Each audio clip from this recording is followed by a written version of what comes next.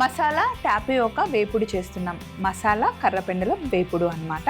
So ఇప్పుడు మనం దీన్ని కట్ చేసుకోవాలి. పొయ్యి మీద వేడి నీళ్ళు ఉన్నాయి. మనం కేరళ వెళ్తే కనుక ఎక్కువగా మీకు కర్రపెండలం కనిపిస్తుంది. ఇక్కడ మనం రైస్ రెగ్యులర్గా ఎలా తింటామో అక్కడ ఎక్కువగా కర్రపెండలం తింటారు అన్నమాట. ప్రతి ఒక్కరి ఇంట్లో చెట్టు ఉంటుంది. కేరళ వాళ్ళు ఎవరైనా ఫ్యామిలీ ఉంటే చూడండి, వాళ్ళ ఇంట్లో కర్రపెండలం చెట్టు ఉంటుంది. కర్రపెండలం భూమిలో పండుతుంది, బంగాళాదుంపలాగా. చాలా స్టార్చ్ ఉంటుంది అనమాట. ఎప్పుడైనా కర్రపెండలంతోనే మనకి సాబుదానా తయారు చేస్తారు. డే అంతా ఉపవాసం ఉన్న తర్వాత నైట్ సాబుదానా తీసుకోమంటారు. ఎందుకంటే ఇన్స్టెంట్గా మనకి ఎనర్జీ వస్తుంది. అండ్ ఇందాక నేను చెప్పాను కదా, కర్రపెండలం నా లైఫ్లో చాలా పెద్ద పాత్ర వహించిందని. నేను యూట్యూబ్ ఛానల్ పెట్టుకున్నప్పుడు నాకు ఎక్కువ సబ్స్క్రైబర్స్ లేరు, వ్యూస్ కూడా లేవన్నమాట. అయితే రోడ్ మీద కర్రపెండలం అమ్ముతుంటే చూసి నాకు ఫస్ట్ టైం నేను కర్రపెండలంని డైరెక్ట్గా పట్టుకోవడం, తినడం, బాయిల్ చేసింది అది చూసి షార్ట్ పెట్టాను.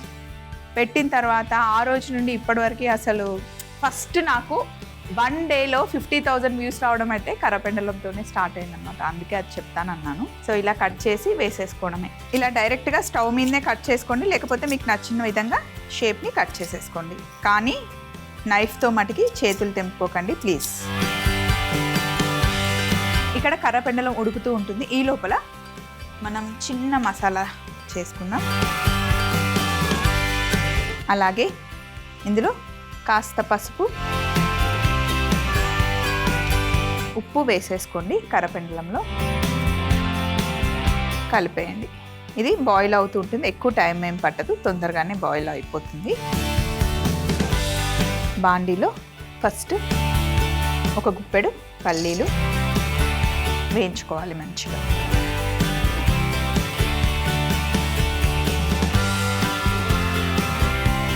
అలాగే కాస్త శనగపప్పు, ధనియాలు, ఎండుమిరపకాయలు. ఇవి వేగిన తర్వాత లాస్ట్లో కొంచెం జీలకర్ర వేద్దాం.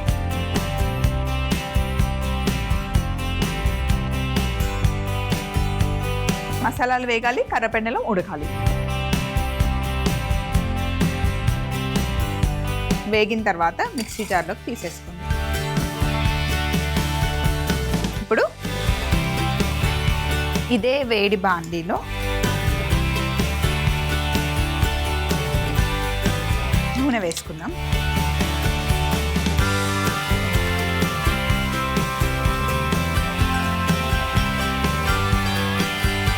జీలకర్ర ఫస్ట్ వేసేసి కరివేపాకు వేద్దాం.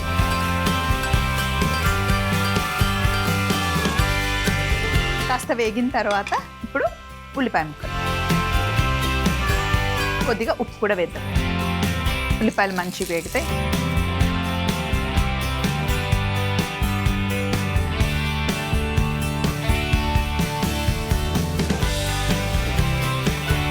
ఉల్లిపాయలు వేగే లోపల వేయించి పెట్టుకున్న శనగపప్పు, పల్లీలు, ఎండుమిరపకాయలు ఇవన్నీ మనం మిక్సీ పట్టుకుందాం.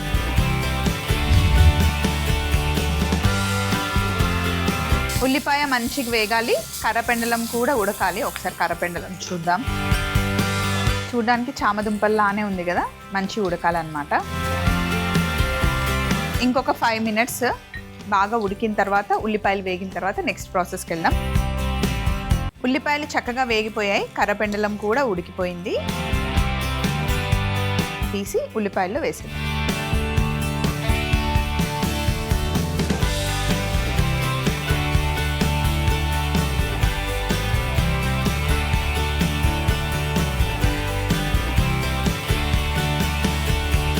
ఇది మనం పప్పుచారుతో కానీ ఏదైనా రసంతో పాటు వేపుల్లాగా తినొచ్చు, లేదా డైరెక్ట్గా కూడా ఇలాగే తినేయచ్చు. చాలా బాగుంటుంది. ఆల్రెడీ కర్రపెండలం ఉడికించేటప్పుడు పసుపు వేసానని నేను మళ్ళీ పసుపు వేయట్లేదు.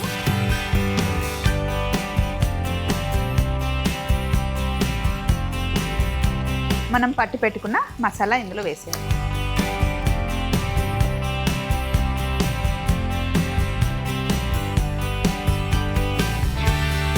అలాగే కాస్త కారం కూడా.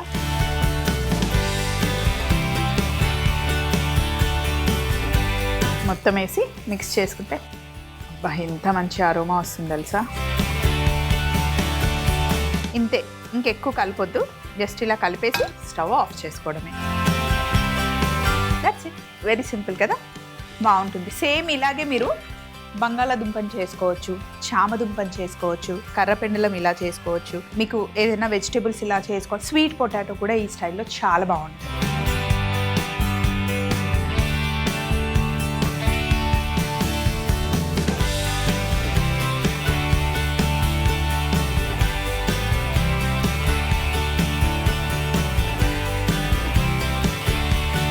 ఇలా ట్రై చేయండి, అస్సలు వదిలిపెట్టరు. కర్రపెండలం ఎక్కడైనా కనిపిస్తే తెచ్చేసుకోండి, సూపర్ డూపర్గా ఉంటుంది. ట్రై చేయండి. తయారీ విధానం మరొకసారి చూస్తూ ఉండండి.